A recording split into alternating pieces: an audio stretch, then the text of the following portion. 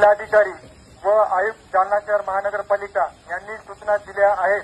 आपल्या शहरात मोठ्या प्रमाणात पाऊस ढगफुटी होण्याची शक्यता आहे.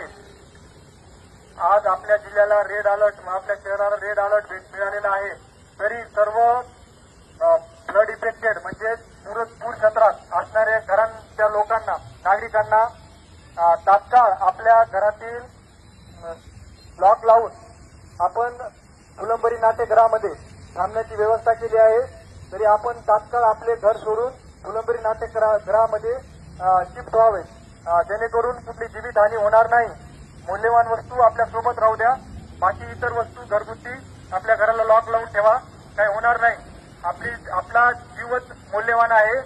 त्यामुळे आपण सर्वांनी या सूचना काटेकोरपणाने पालन करायचे आहेत आणि लगेचच्या लगेच आपण तात्काळ घर सोडायचे आहे, जेणेकरून आपल्या या पूर क्षेत्रामध्ये आपली कुठली जीवितहानी होणार नाही. धन्यवाद.